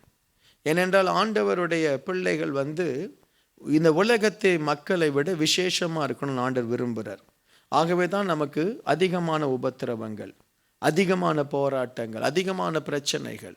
நம்ம லைஃப் சாதாரணமான லைஃப் இல்லை. சிலருக்கெல்லாம் நான் அப்போ சொன்னேன் பார்த்தீங்களா, சாதாரணமாகவே கல்யாணம் ஆகும், உனக்கு ஆகாது. ஏன்னா நீ போராடி தான் அந்த கல்யாணத்தை பெற்றெடுக்கணும். சாதாரணமாகவே குழந்தை பிறக்குதுன்னு சிலரை பார்த்தீங்கன்னா, எனக்கு குழந்தை வேண்டான்னு சொல்லி தன்னுடைய கருவில் இருக்கிற குழந்தைகளையே அழிக்கிறாங்க. எனக்கு வேண்டாம். ஆனால் அதே இன்னொருத்தரை பார்த்தீங்கன்னா, ஐயோ ஒரு குழந்தை எனக்கு கிடைக்காதான்னு சொல்லி எத்தனையோ வருஷ கணக்காய் காத்திருக்கிறாங்க. ஏனென்றால் நம்ம தேவனுடைய பிள்ளைகள், ஆண்டவருடைய ஆசீர்வாதங்கள் நமக்கு எளிதாய் வருவதில்லை. ஏனென்றால் ஆண்டவர் நமக்கு கொடுப்பதெல்லாம் முத்துக்கள், ஆண்டவர் நமக்கு கொடுப்பதெல்லாம் விலையேற பெற்றது. அதை யாருக்கு ஆண்டவர் தர்றாரு? தன் கட்டளைகளுக்கு கீழ்ப்படுகிறானா. இன்னும் நான் சொல்ல போனால், யாரோட ஆண்டவர் தீர்க்க தரிசனமாய் காரியங்களை சொல்றார் அப்படின்னா, வேத வசனத்துக்கு முதல்ல கீழ்ப்படி, அதுக்கப்புறம் ஆண்டவர் உங்கள்கிட்ட பேசுவார். ஆமீன். முதல்ல நீ கீழ்ப்படிய வேண்டியதே வேத வசனத்துக்கு. அந்த வேத வசனத்துக்கு நீ சரியாக கீழ்ப்படிந்தால்தான் ஆண்டவரே நம்புவார். இவன் என் வசனங்களுக்கு கீழ்ப்படுகிறார்கள், ஆகவே நான் சொல்கிற பெரிய காரியத்தையும் செய்ய இவர்கள் முன்னுக்கு போவாங்க. ஆமீன். நம்மளை அன்றைக்கு வேத வசனத்துக்கு கீழ்ப்படிந்த டேவிட் லிவிங்ஸ்டனை பார்த்து ஆண்டவர் சொல்கிறாரு, நீ போ ஆப்பிரிக்காவுக்கு போ, நீ சைனாவுக்கு போ, நீ இந்தியாவுக்கு போ. இன்னும் எத்தனை ஊழியர்கள் இந்தியாவுக்கு வந்தாங்க. அவங்கெல்லாம் வேத வசனத்தை முதல்ல கீழ்ப்படிஞ்சாங்க. அதுக்கப்புறம் தான் ஊழியம், அதற்கப்புறம்தான் தேவனுடைய அற்புத வல்லமை. தாவீது முதல்ல வேத வசனத்துக்கு கீழ்ப்படி, நியாயப்பிரமாணத்துக்கு கீழ்ப்படி. யோசுவா, நீ போகிற இடத்துலலாம் ஞானமாய் புத்தியாய் பெரிய காரியம் செய்யணுமா, முதல்ல மோசேயினுடைய நியாயப்பிரமாணத்துக்கு கீழ்ப்படி. ஸோ எந்த ஒரு தேவ பிள்ளை வாழ்க்கையில் ஆசீர்வாதமாய் மாறணும், உன் கூட ஆண்டவர் பேசணும் அப்படின்னாலே அட்லீஸ்ட் வேத வசனத்துக்கு நீ கீழ்ப்படிந்திருக்கிறாயா. இதை தான் நாங்களும் ஒரு ஆட்கள்கிட்ட எதிர்பார்க்குறது. அதுதான் இந்த குடும்பம் வேத வசனத்துக்கு கீழ்ப்படிஞ்சிருக்கா, ஞாயிற்றுக்கிழமை ஒழுங்கு ஆராதனைக்கு வராங்களா, ஒரு தேவனுடைய ஆலயத்தை தங்களுடைய காணிக்கை தசம பாகத்தினால தாங்குறாங்களா, ஒருவேளை காணிக்கை தசம பாகம் தர முடியாட்டாலும் அதை குறித்த ஒரு மனசில் ஒரு வேதனை இருக்கா, ஐயோ நான் சபைக்கு காணிக்கை தர முடியலையே. ஒருவேளை 40 நாள் ஜெபத்துக்கு வர முடியாட்டாலும் அந்த நேரம் எப்போவாது கிடைச்சா ஓடி வந்துடுறாங்களா, இல்லை அந்த 40 நாள் ஜெபம் நடந்தால் நடக்கட்டும் நமக்கு என்னன்னு வீட்டில் இருக்கிறாங்களா. ஸோ அதெல்லாம் வச்சு தான் அவங்கள நம்ம என்ன செய்கிறோம், ஊழியத்தில் இவங்க கீழ்ப்படிதல் உள்ளவர்கள், இவர்கள் மேலே கர்த்தருடைய தயவு இருக்குது, இவங்க மேலே ஆண்டவர் பிரியமாக இருக்கிறாருன்னு சொல்லி அவங்க கையில் ஊழியத்தை கொடுக்குறோம். பிரைஸ் எல்லாம் எப்பவுமே கட்டளைக்கு கீழ்ப்படுகிறாங்களா, அதுதான் பிரைஸ். இருக்கீங்களா? பிரைஸ் எல்லாம் அதை வச்சு தான். உங்கள் கம்பெனியில் எடுத்துக்கொள்ளுங்க, யாரை ஒருத்தர் ஒரு ப்ரொமோஷனில் கொண்டு வர போகிறாங்க, நம்ம சொல்கிற வேலையெல்லாம் கரெக்டாக செய்கிறாங்க, டார்கெட்டில் முடிக்கிறாங்க, கொஞ்சம் அடிஷ்னல் வேலையை தந்தாலும் முறுமுறுக்காமல் சார் நான் ஹெல்ப் பண்ணுறேன், நான் செய்கிறேன்னு சொல்லி செய்கிறாங்க. ஸோ எப்படிப்பட்ட ஆட்களை தான் நம்ம மேனேஜராக போடணும். அப்போ தான் அவன் அடிஷ்னலாக அவன் ஒர்க் பண்ணுவான். அவன் கரெக்டாக 5 மணிக்கு போயிடுறான், தான் வேலை சரியாக செய்கிறதில்ல, கொஞ்சம் அடிஷ்னல் ஒர்க்கு கொடுத்தா why I should do this is not my ஜாப்ன்றான். என்ன? ஸோ இவனை ஒரு மேனேஜராக மாற்ற முடியாது. அதே மாதிரி தான் ஆண்டவரும் பார்க்குறார். ஒரு சின்ன காரியத்தில் என் வசனத்துக்கு கீழ்ப்படி நீ அப்போஸ்தலனாய் மாறணும்னா முதல்ல சபையில் ஒரு சுவிசேஷகனாயிரு. பவுலுடைய வாழ்க்கையை பாருங்க. அவர் ஆண்டவரை பற்றி அறிஞ்சிட்டு அவர் அந்த சீஷர்களோடு கூட உட்கார்ந்து அவர் என்ன செய்கிறாரு, ஒரு சாதாரண ஒரு தீர்க்கதரிசியாய் ஒரு சாதாரண ஒரு சுவிசேஷக ஊழியத்தை செய்கிறாரு. அதற்கு பிறகுதான் சபையில் ஆவியானவர் சொல்கிறாரு, பவுலையும் பர்னபாவையும் நான் அழைத்த ஊழியத்திற்காக பிரித்து விடு. Price the Lord. எப்பவுமே வேத வசனத்துக்கு கீழ்ப்படியணும். சில பிள்ளைங்களெல்லாம் நான் பார்ப்பேன், வேத வசனத்துக்கு கீழ்ப்படிய மாட்டாங்க. ஆனால் நான் ஆண்டவருக்காக ஊழியம் செய்யணும்னு வாஞ்ச இருக்கும், நான் ஆண்டவருக்காக பெரிய காரியம் செய்யணும்னு வாஞ்ச இருக்கும். ஆனால் பேசிக் குவாலிஃபிகேஷன் வேதத்துக்கு கீழ்ப்படுகிறது இல்லை, பாஸ்டருக்கு அடங்கிறது இல்லை, ஒரு சபையினுடைய லீடர்ஷிப்பில் உண்மையாக இருக்கிறது இல்லை. அவங்கள எப்படி நம்ம ஊழியத்தில் எடுத்து பயன்படுத்த முடியும்? என்ன முடியாது. விளங்குதா உங்களுக்கு? பிரைஸ் சொல்லும். அப்போ வசனத்துக்கு நம்ம கீழ்ப்படியணும். இன்னும் ஒரு வசனத்தை வாசிப்போம். உன்னத பாட்டு 2வது அதிகாரம் 3வது வசனம். காட்டு மரங்களுக்குள்ளே கிச்சிலி மரம் எப்படி இருக்கிறதோ அப்படியே குமாரருக்குள்ளே என் நேசர் இருக்கிறார். அதன் நிழலிலே வாஞ்சையாய் உட்காருகிறேன். அதன் கனி என் வாய்க்கு மதுரமாய் இருக்கும். Price the Lord. இதில் ஏதோ ஒரு டிரான்ஸ்லேஷன் அதில் தப்புன்னு நினைக்கிறேன். கிச்சிலி மரம், கிச்சிலி பழம் வாய்க்கு மதுரமாலாம் இருக்காது, அது வேறு ஏதோ மரம்னு நினைக்கிறேன். அது தமிழில் கிச்சிலி மரம்னு சொல்லி போட்டிருக்கு. கிச்சிலி பழம் சாப்பிட்ருக்கீங்களா? அது ஊருக்காக தானே போடுவாங்க. அது புளிக்கும் கசக்கும். இது வேறு ஏதோ ஒரு மரம், ஏதோ ஒரு ஆப்பிள் ட்ரீ அது. சரியா? அது தமிழில் எழுதும் பொழுது அது கிச்சிலி மரம்னு போட்டிருக்கு. காட்டு மரங்களுக்குள்ளே இந்த கெச்சலி மரம் எப்படிப்பட்டது, இந்த கனி தரும் மரம் எப்படிப்பட்டதோ அப்படியே குமாரருக்குள்ளே என் நேசர் இருக்கிறார். காட்டு மரம் அப்படின்னு சொல்லும் பொழுது ஒரு ஆசீர்வாதம் இல்லாத முட்செடிகள், முள் மரங்கள், ஆசீர்வாதம் இல்லாத மரங்கள். அந்த மரங்களுக்குள்ளே ஒரு ஆசீர்வாதமான ஒரு கனி நிறைந்த ஒரு மரம் இருக்குது. அதை பார்த்தாலே தெரியுது மற்ற மரத்திற்கும் அந்த மரத்திற்கும் வித்தியாசம். Praise the Lord. வேற யாரும் அந்த முள்செடிக்கு கீழே போய் யாரும் உட்காரலை. அந்த முள்செடிக்கு கீழே போய் யாரும் உட்கார்ந்து அந்த முள்செடியில் இருக்கக்கூடிய கனியே இல்லை, முள்ளு தான் இருக்குது. ஆனால் இந்த கெச்சலி மரமோ இந்த பழ மரமோ நிறைய பழம், நல்ல இலைகள், அதற்கு கீழே ஒரு நல்ல ஒரு சுகமான ஒரு காற்று வீசுது. ஸோ இந்த மரத்தை பார்க்கும்போதே மற்ற மரத்தை விட இந்த மரம் விசேஷமாக இருக்குது. எனக்கு அன்பானவர்களே, நம்முடைய வாஞ்சை அப்படி தான் இருக்கணும். நாம் மற்றவங்களை விட விசேஷமாக இருக்கணும். ஆமென் சொல்லுங்களேன். Price the Lord. உங்கள் குடும்பத்தில் எல்லாருமே ஒரு மாதிரி இருக்கிறாங்க. நீ யோசேப்பு வித்தியாசமாக இருக்கிற. அவங்கெல்லாம் சுயநலமாக இருக்கிறாங்க. உன் அண்ணனோ உன் தம்பியோ அக்காவோ சுயநலம், தனக்கு என்ன வேணும் உங்ககிட்ட இருந்து என்ன எடுக்கலான்னு தான் இருக்கிறாங்க. ஆனால் நீயோ கனி தரும் மரம். Price the Lord. உன் ஃப்ரெண்ட்ஸுங்கெல்லாம் சுயநலமாக தான் இருக்காங்க. ஆனால் நீயோ கனி தரும் மரம். சபையில் எத்தனையோ மரங்கள் இருக்குது. இங்கே இருக்கிற மரங்கள் எல்லாமே கனி மரங்கள் தான். ஆனால் நீயோ விசேஷித்த கனி தருகிற ஒரு மரம். எப்பவுமே அந்த வாஞ்சை இருக்கணும். I want to be the best. Amen. நான் இயேசுவை போல இருக்கணும். நான் இயேசுவை போல மற்றவர்களுக்கு ஒரு முன்மாதிரியாக இருக்கணும். நான் ஆண்டவரை போல மற்றவங்களுக்கு ஆசீர்வாதமாக இருக்கணும். நான் மற்றவங்களுக்கு கனி கொடுக்கணும். என்கிட்ட வர ஒருத்தராகிலும் வெறுமையாய் போயிடக்கூடாது. ஆமீன். ஸோ நம்மக்கிட்ட ஒருத்தர் வந்தால் அவங்கள கனப்படுத்தி அவங்கள நேசித்து 4 வார்த்தை நல்லா பேசி அவங்கள அனுப்பணும். நான் ஒரு கனி மரம். எத்தனையோ மரங்கள் உண்டு, அதில் இந்த மரம் விசேஷம்.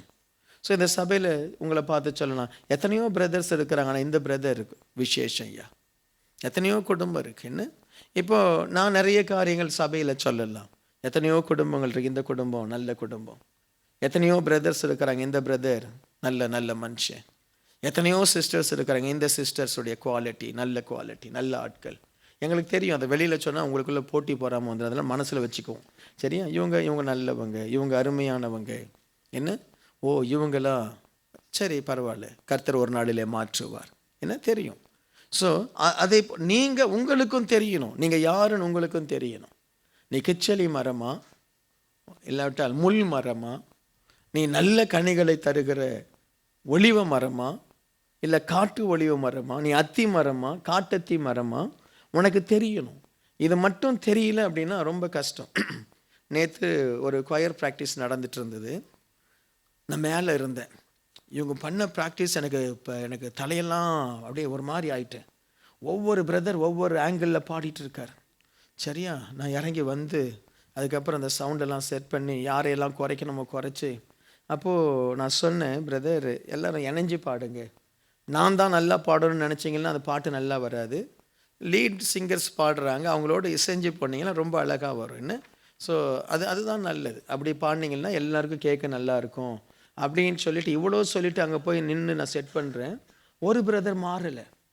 அவர் அதே மாதிரி தான் பாடுறாரு, ஓன்றார். எல்லாரும் முடிச்சிட்டாங்க. ஏதோ கொண்டாடுவோம், இவர் கொண்டாடுவோம். சரியா? அப்போ தான் எனக்கு புரிஞ்சுது, அவர் என்ன பாடுறாருன்னு தெரியாது. அவருக்கு தெரியாது, அவருக்கு தெரியவே தெரியாது. அவருக்கு பிரதர் நீங்கள் இப்படி இந்த பிச்சை விட்டு வெளியே போய் பாடுறீங்க, அவருக்கு தெரியாது. அவரை பொறுத்த வரைக்கும் அவர் எப்படி தான் பாடுறாரு? சூப்பராக பாடுறார். அவரை பொறுத்த வரைக்கும் அவருக்கு தெரியல, தான் தப்பாக பாடுறோன்னு தெரியல. எல்லாரும் முடித்த பிறகு நம்ம இழுத்துட்டு இருக்கிறோன்னு தெரியல. அவர் சாதாரணமாக நான் இவ்வளோ விளக்கம் சொல்லிட்டு போடுறேன், அவர் மைக்கை வச்சுட்டு அப்படியே. அதுக்கப்புறம் தான் எனக்கு இந்த ஒரு சத்தியம் புரிஞ்சிச்சு. சில ஆட்களுக்கு தாங்க யாருன்னே தெரியல. என்ன, அவங்க தான் தேவத்துவம் நினைக்கிறான், தெரியல அவனுக்கு அவன் யாருன்னு தெரியல. என்ன, சில ஆட்களுக்கு மற்றவங்கள தான் தப்பாக தெரியுது. அதான் அன்றைக்கி ஏதோ ஒரு இதை படித்தேன் பாருங்கள். ஏதோ ஒரு ஐயா வந்து தலைவலின்னு ரொம்ப கஷ்டப்பட்டுருக்கார். பெரிய பணக்காரன், ஜமீன்தார். அப்போது ஒரு சன்னியாசி வந்தார். அவர் சொன்னார், ஏன்பா உன்னுடைய தலைவலி சுகமாகணும்னா நீ பச்சையாக இருக்கிறத பாருன்ட்டு போயிட்டார். என்ன, அது எதை பாரு? பச்சையாக இருக்கிறத பாரு. உடனே அவர் என்ன செய்தார், தான் வீட்டுக்கு பச்சை பெயிண்ட் அடித்தார் வீட்டு ரூமுக்குள்ளே. அதுக்கப்புறம் உட்காந்து பார்த்தாரு, தலைவலி போயிடுச்சு. உடனே என்ன செய்தார், அவர் போகிற இடத்துல எல்லார் வீடு, அவர் தான் ஜமீன்தார் பாருங்கள், அந்த கிராமத்தில் இருக்கிற அத்தனை வீட்டுக்கும் பச்சை அடிக்க சொல்லிட்டார். எங்கே போனாலும் எல்லாத்துக்கும் பச்சை. குதிரை வண்டியே பச்சை, குதிரை ரெட் கலராக இருந்தால் அது மேலே பச்சை கலர் அடி. என்ன, அது எல்லாத்தையும் பச்சையாக்கிட்டார். அதுக்கப்புறம் அந்த சன்னியாசி 1 வருஷம் பொறுத்து, ஒரு 6 மாதம் பொறுத்து அந்த வழியாக வந்தார். பார்த்தா எல்லாம் பச்சையாக இருக்குது. அப்போ அவர் கேட்டார், ஏன் அப்படி பண்ண? ஐயா நீங்கள் சொன்னீங்க பச்சையை பார்த்தா தலைவலி போயிடுச்சு. அவர் அடையன்னு, நீ ஒரு பச்சை கண்ணாடி வாங்கி போட வேண்டியதானே. என்ன, அதுக்கு ஊரெல்லாமையா பச்சை அடிச்சுட்டு இருப்ப? என்ன பச்சை கலர்? உன்னுடைய கண்ணாடியை ஒரு க்ரீன் லென்ஸுள்ள ஒரு கண்ணாடியை மாற்ற வேண்டியதுதானே. சிலர் அது மாதிரி தான், என்ன செய்கிறன்னே தெரியறது இல்லை. சிலருக்கு தாங்க யாருன்னே தெரியல. அவனுடைய கேரக்டரை பார்த்தா அவன் வந்து ஒரு பூனை மாதிரி இருக்கான். ஆனால் அவன் மனசெல்லாம் அவன் தான் ஒரு சிங்கம், இல்லாட்டா தான் ஒரு புலி அப்படின்னு நினைக்கிறான். பண்ணுறதெல்லாம் பூனை சேட்டை. பிரைஸ் எல்லாம் நமக்கு அது தெரியணும். நீ கிச்சலி மரமா முள் மரமா? பிரைஸ் எல்லாம், பிரைஸ் எல்லாம். இப்போ நான் அந்த பிரசங்கம் பண்ணும்போது என் மேலே நீங்கள் கோபப்பட்டீங்கன்னு வைங்களேன், அப்போ வந்து நீங்கள் யாருன்னு உங்களுக்கு கொஞ்சம் தெரியும். பிரைஸ் எல்லாம். ஓகே, அது நீங்கள் தெரிஞ்சிட்டிங்களா? ஓகே, பிரைஸ் எல்லாம். எப்பவுமே நீ ஒரு கனி தரும் மரமாக இருக்கணும். அல்லேலூயா. உனக்குள்ள கனியும் இருக்குது, உனக்குள்ள கசப்பும் இருக்குது.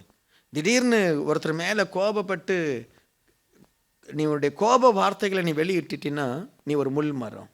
அதே அந்த கோபத்தை அடக்கி மன்னிச்சு, சரி பிரதர், சாரி, ஏம்மா நல்லா இருக்கியா, சாரி, காட் பிளஸ் யூ, உடம்பு பார்த்துக்கங்க, ஒரு நல்ல வார்த்தையை சொல்லு, நீ கனி மரம். Price the Lord. உங்கள்கிட்ட திரும்ப வருவாங்க. உங்களுக்கு எல்லாருக்குமே தெரியும், உங்கள் கூட பழகிற சில ஆட்கள் எப்பவுமே உங்களை திட்டிகிட்டே இருப்பாங்க, ஆனால் உங்கள் கூட தான் இருப்பாங்க. சரியா? ஏன் தெரியுமா அவங்க கூட இருக்கிறாங்க? நீ கனி மரம். அதனால தான் அவங்க கூட இருக்கிறாங்க. நீ என்னைக்கு அவங்கள மாதிரி மாறி அவங்க போயிடுவாங்க. Price the Lord. ஸோ எப்பவுமே கனி மரம் மாறு. சில நேரத்தில் உன்னுடைய வாழ்க்கையில் அப்படி மாறணும். இயேசு கிறிஸ்து நம்ம மேலே உள்ள வாஞ்சையினால் நம்ம தேடி வந்தார். நீங்களும் நல்ல வாஞ்சைகளை உங்கள் லைஃப்பில் உருவாக்கணும். Price the Lord. நல்லா ஆராதிக்கணும், தெய்வத்தை பார்க்கணும், நியாயம் எது, நீதி எது, அதை கண்டுபிடிக்கணும். Price the Lord. சில நேரத்தில் மனுஷன், இப்போ நான் செய்கிற நிறைய காரியத்துக்கு அங்கீகாரம் கிடையாது. நான் செய்கிற காரியங்களை வந்து சில நேரத்தில் ஏற்றுக்கொள்ள மாட்டாங்க. ஆனால் எனக்கு நான் நியாயம் செய்கிறேன்னு எனக்கு தெரியும். Price the Lord. சொல்லலாம், பாஸ்டர் நீங்கள் செய்கிறது சரியில்லை, உனக்கு தெரியும், நான் போகிற பாதை உனக்கு தெரியாது. Price the Lord. நான் ஆண்டவருடைய நியாயத்தை நான் செய்கிறேன், நீதியை நான் செய்கிறேன். Price the Lord. அதே மாதிரி நீங்கள் உங்கள் வாழ்க்கையில் நீதி நியாயத்தை செய்யுங்க. தேவனுடைய ஆலயத்தின் மேலே வாஞ்சையாக இருங்க. ஆண்டவர் நம்ம மேலே வாஞ்சையாய் அவர் பரலோகத்தை விட்டு பூமிக்கு வந்தார். நீங்கள் பூமியில் இருந்து பரலோகமாய் காணப்படுகிற ஆலயத்தை தேடி வாஞ்சையாக வாங்க. கர்த்தர் உங்களை உயர்த்துவார். யோபுக்கு இருந்ததை போல அந்நிய கண்ணால் அல்ல, என் சொந்த கண்ணால். யாரோ உனக்கு தீர்க்க தரிசனம் இல்லை, நீயே தேவ சமூகத்திலிருந்து தீர்க்க தரிசனத்தை பெறணும். Price the Lord. யாரோ உனக்கு ஆலோசனை அல்ல, நீனே ஆலோசனை தேவ சமூகத்தில் பெறணும். அப்படிப்பட்ட ஒரு நிலைமைக்கு மாற ஒப்பு கொடுங்க. அப்படியே எழுந்துட்டு ஜெபம் பண்ணுவோமா? ஹல்லேலூயா. சுவாமி ராஜா, உம்ம மேலே உள்ள வாஞ்சை அதிகரிக்கட்டும்.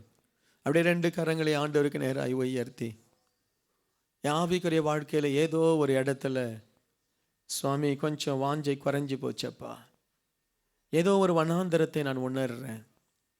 அந்த தேவ பிரசன்னத்தை, அந்த தேவனுடைய அன்பை நான் ஏதோ கொஞ்சம் குறைஞ்சி போனதை உணர்றேன். ஆண்டவரே எனக்கு உதவி செய்யும். சொல்லுங்களேன், கொஞ்சம் சொல்லி ஜெபம் பண்ணுங்களேன். எனக்கு உதவி செய்யுங்க. அந்த பிரசன்னத்தை நான் திரும்ப பெறணும். அந்த வல்லமையை நான் திரும்ப பெறணும், அந்த ஆசீர்வாதத்தை நான் திரும்ப பெறணும் அப்பான்னு சொல்லி கூப்பிடுங்களேன்.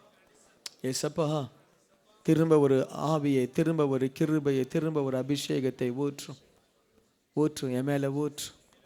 Thank you Lord. கேளுங்க, ஆண்டுகிட்ட கேளுங்க. ஒரு சில நிமிஷம் ஆண்டோடு பேசுங்க. என்னை ஆள பிசாசுக்கு அதிகாரம் இல்லை, என்னை ஆள சாபத்துக்கு அதிகாரம் இல்லை, என்னை ஆள அசுத்த ஆவிகளுக்கு அதிகாரம் இல்லை, என்னை ஆள எந்த ஒரு பிசாசின் வல்லமைகளுக்கு அதிகாரம் இல்லை. இயேசுவேன்னு சொல்லுங்க. ஒருவேளை குடும்பத்தில் ஏதாவது பிரச்சனை, போராட்டம் இருந்தால் ஏசப்பாட்ட சொல்லுங்க, அப்பா என் குடும்பத்தில் ஒரு ஆறுதல் வரட்டும், என்னிலே ஒரு சமாதானம் வரட்டும், என்னிலே ஒரு சமாதானம் வரட்டும். நல்ல பிதாவே, உங்கள் பிரசன்னம் ஒவ்வொருவரையும் ஆளுகை செய்யட்டும், ஒவ்வொரு மேலும் ஆளுகை செய்யட்டும், ஒவ்வொரு மேலும் ஆளுகை செய்யட்டும். வந்த பிள்ளைகளை ஆசீர்வதிக்கிறேன் இயேசுவின் நாமத்தில் பிதாவே. தூத்துக்குடி பகுதியில் கிங் ஆஃப் குளோரி ஜெப மையம் திங்கள் முதல் சனிக்கிழமை வரை காலை 9 மணி முதல் மாலை 6 மணி வரை செயல்படுகிறது. உங்களுடைய ஜெப தேவைகளுக்கு நீங்கள் எங்கள் ஜெப மையத்தை அணுக வேண்டிய முகவரி King of Glory Prayer Centre, 4/3A, New Salt Colony, Tiruchendur road, Thoothukudi 628003. தொடர்பு கொள்ள மொபைல் நம்பர் 8220014177. இந்த ஊழியத்தை நீங்கள் தாங்க விரும்பினால் உங்கள் காணிக்கைகளை கிங் ஆஃப் குளோரி என்ற பெயருக்கு காசோலையாகவோ டிமாண்ட் டிராஃப்டாகவோ அனுப்பலாம். எங்கள் account number Karur Vysya bank 1203135000003195. IFSC code KVBL 001202. தயவு செய்து உங்கள் தசம பாகங்களை எங்களுக்கு அனுப்ப வேண்டாம், அது உங்கள் சபைக்குரியது.